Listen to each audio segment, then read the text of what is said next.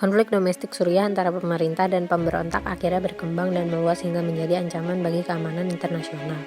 Eskalasi konflik terus meningkat hingga pada akhirnya konflik domestik berkembang menjadi suatu konflik kepentingan dari aktor-aktor luar baik state aktor maupun non-state aktor didasari oleh faktor kepentingan internal maupun eksternal.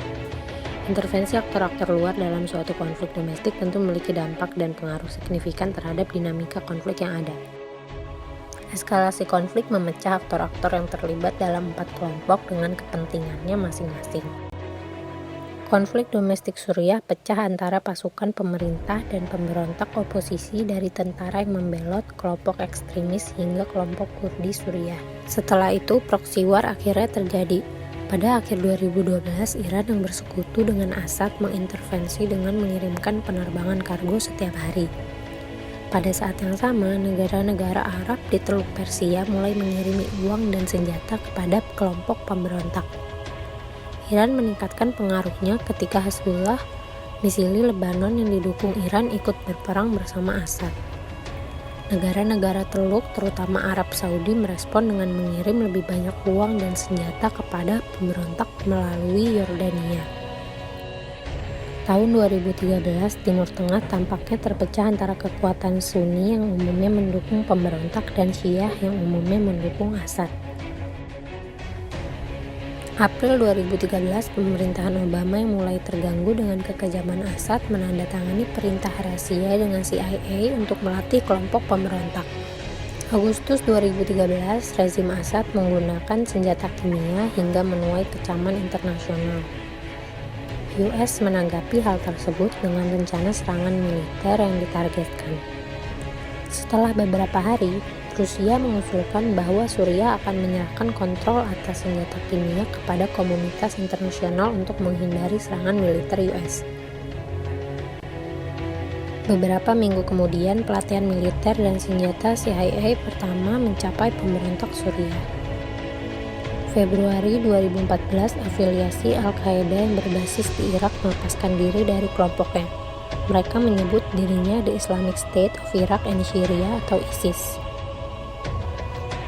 ISIS sebagian besar tidak memerangi Assad, tetapi para pemberontak lainnya dan kelompok Kurdi. Kemudian mereka mulai merebut wilayah Irak. 1 tahun setelah US hampir melakukan serangan terhadap rezim Assad, mereka mulai memerangi keberadaan ISIS. Juli, Pentagon meluncurkan program untuk melatih pemberontak, namun US hanya melatih pemberontak yang melawan ISIS, bukan Assad. Agustus, Turki membom kelompok Kurdi di Irak dan Turki, bahkan saat Kurdi melawan ISIS.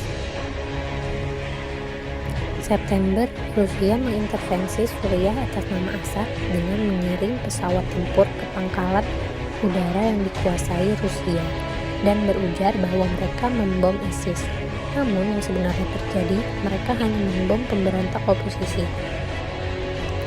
Tahun berikutnya, Trump memenangkan election dan bersumpah untuk keluar dari Suriah, juga memberi sinyal bahwa Assad harus tetap berkuasa.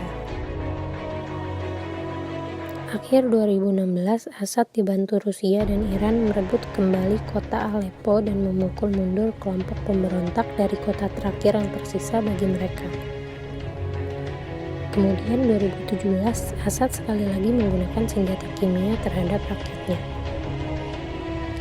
Trump mengatakan sikapnya terhadap Suriah dan Assad telah berubah sangat banyak. Akibat serangan itu, dia bersumpah untuk merespon. Dan dalam beberapa hari, US meluncurkan puluhan rudal ke sebuah pangkalan udara di Suriah.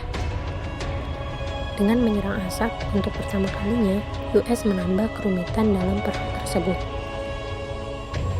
Suriah sudah berada dalam kehancuran.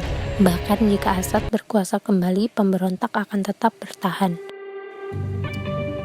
Dan dengan intervensi-intervensi pihak luar terhadap tiap kelompok, terlihat jelas bahwa tidak ada akhir yang terlihat.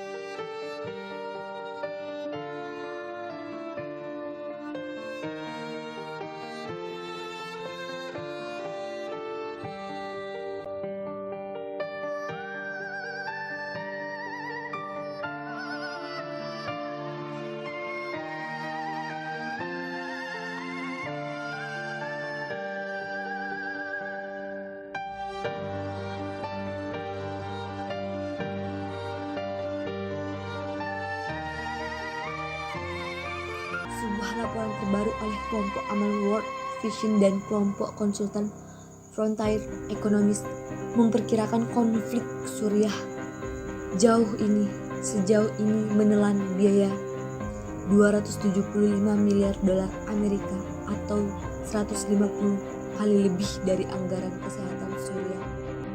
Utusan khusus PBB urusan Suriah, yaitu Demis Turah, mengatakan ia tidak mengharapkan terobosan dalam perundingan, tetapi menambahkan bahwa peluang kali ini lebih besar dari yang sudah-sudah bagi tercapainya kemajuan dan disebutnya sebagai konflik paling rumit dalam generasi sekarang ini. PBB memperkirakan akan membutuhkan 3,5 miliar US dollar untuk membantu 13,1 juta orang yang memerlukan bantuan kemanusiaan di Suriah. Pada tahun 2018, hampir 70% penduduk hidup dalam kemiskinan ekstrem. 6 juta orang menghadapi kekhawatiran pangan akut di tengah kemiskinan dan kenaikan harga.